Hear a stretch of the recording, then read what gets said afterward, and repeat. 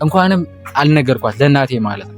የቀረንበት እኛ ስትሆን ሄደው መኪና ተገልብጧል። ወደ እናቴ የሄድን ባለበት ሰዓት መንገድ ዝግ ነው ተብሎ አገራ ብቻ ታሪክ አርገሽው እንዳንለያይ አሳልፈናቸው ተደስቶሽ ጋር። ሰላም ሰላም፣ እንዴት ናችሁ? ውድ ነው የተከበራችሁ የእኛ ቤተሰቦች ደህና ናችሁ? እኛ ደህና ነን፣ እግዚአብሔር የተመሰገነ ይሁን። በመጀመሪያ እንኳን ለብርሃነ ጥምቀት በሰላም አደረሳችሁ። በሀገር ውስጥም በሀገር ውጭም ያላችሁ ሁላችሁም እንኳን አደረሳችሁ። ዛሬ እንግዲህ መጥቻለሁ ማለት ነው። እንዴት ነው ቤተሰቦች? አላማረብኝም? ያው ብዙዎቻችሁ እርግጠኛ ነኝ የጠበቃችሁ ከእናቴ ጋር ነበረ። ምክንያቱም ወደ ገጠር ለመሄድ ማለት ወደ ገጠር የሄድን ቪዲዮ ሰርተን ነበረ። ወደ እናታችን ወደ እናቴ እየተጓዝን ነበረና ያው ማለት ይሄን ነገር ማውራት አልፈልግም። ምክንያቱም እንደዚህ አይነት ነገሮች ጥሩ ስላልሆኑ፣ ምክንያቱም ፖለቲካ ይመስላል። እኔ ደግሞ አልፈልግም እና ምንድነው ያው ካለው ወቅታዊ ጉዳይ መንገድ ተዘግቶ ነበርና ያው ግማሽ መንገድ ተጉዘን ነበርና እዛ ግን ቦታው ጋር መድረስ አልቻልንም። በእግራችን ምናምን ደግሞ ጭራሽ አይመጡም ራስ በመኪና 4 ሰዓት ጉዞ ሆኖ 2 ሰዓት መጓዝና 2 ሰዓት መቅረት ማለት በጣም ከባድ ነው፣ አስፋልት ስለሆነ ነው። እና ምን ልላችሁ ፈልጌ ነው ወደ እናቴ የሄድን ባለበት ሰዓት መንገድ ዝግ ነው ተብሎ ወደ ባህር ዳር ተመልሰናል ማለት ነው። እና ትናንትና በጣም ደብሮኝ ስለነበረ ምንም አላልኩም፣ ቪዲዮም አልሰራንም። እና ዛሬ ግን ያው ጥምቀትም ስለሆነ ነገ ነው፣ በርግጥ ዛሬ ዋዜማ መሰለኛ የሚባለው ነገ ዋነኛው ጥምቀት ነውና ያው ከምንጠፋ ለምን ቪዲዮ አንሰራም ብዬ ነውና ዛሬ እንግዲህ እንደምትተኝ እንደዚህ እምር ብዬ መጥቻለሁ ማለት ነው። እና ውድና የተከበራችሁ ቤተሰቦች ሁላችሁም እንዴት ናችሁ? የምሬን ነው ማለት እኔ እናንተ መጥፋት አልፈልግም።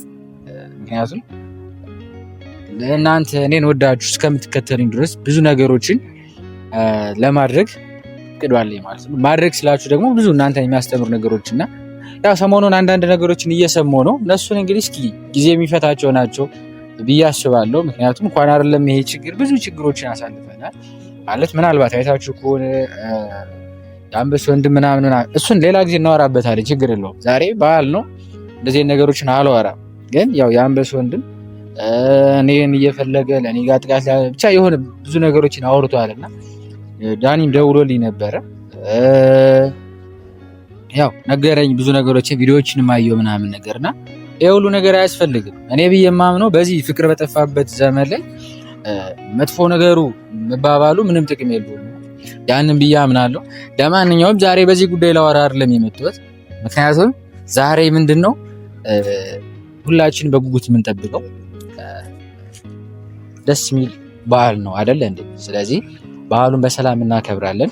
ከዛ በኋላ ልጁን አግኝተን ማውራት ያለብንን እናወራለን ማለት ነው። እና ውድና የተከበራችሁ ቤተሰቦች ዛሬ እንግዲህ መሲን ጠርቻታለሁኝ፣ እየጠበቅኳት ነው። መሲ ከመምጣቷ በፊት ለምን እናንተን ሰላም አላችሁ እንዲሁም ደግሞ የቀረንበትን ምክንያት ለምን አልነግራችሁም ብዬ አስቤ ነው። እኔ ግን በጣም ደስ ያለ ነገር ምን እንደሆነ ታውቃላችሁ?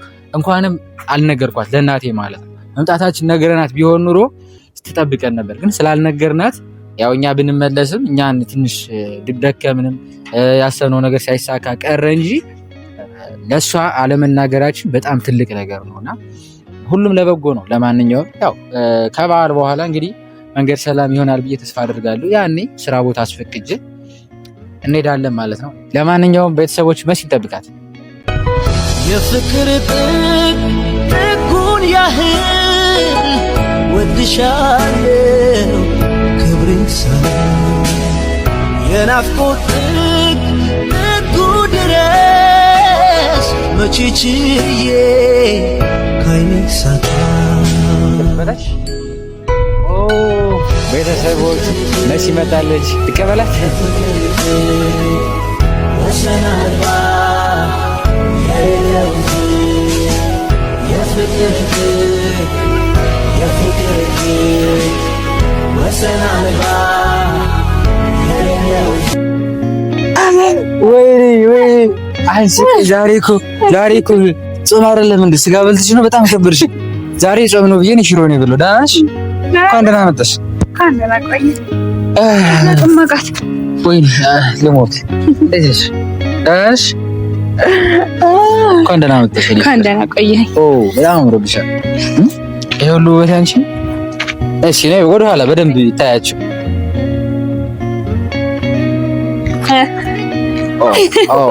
ቤተሰቦች ከአስሩ ስንት ትሰጣታላችሁ? በነገራችን ላይ ካሜራ አለ። ውድ ቤተሰቦች አሉና ሰላም ስመጣ።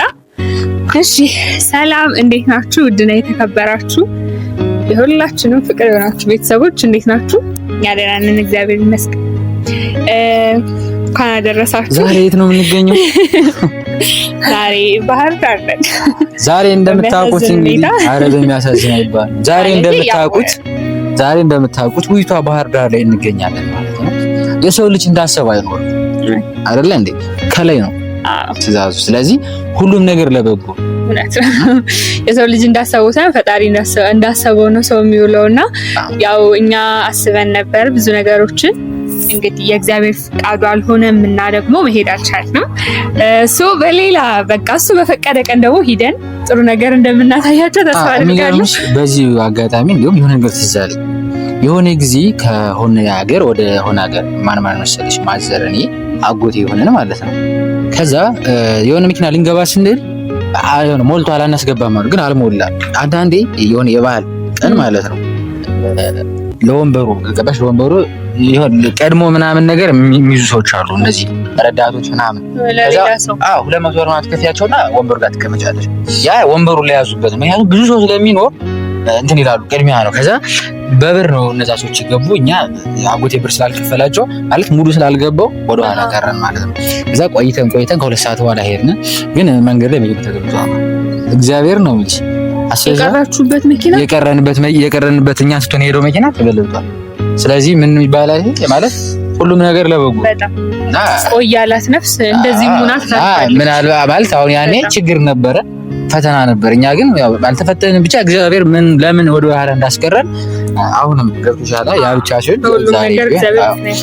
ለሁሉም ነገር ምክንያት አለው እና ስለ ሁሉም ነገር በጣም ያው ብንሄድ ደስ ይለን ነበር። ግን ደግሞ እንደተባለው በቃ አልተሳካም። ዛሬ ጥምቀትን በባህር ዳር ነው ያዋልነው። ዛሬ ከተራ ነው። ነገ ደግሞ ያው ዋናው ጥምቀት በዓል ነው። ነገ አሪፍ ብሎ ይኖረናል።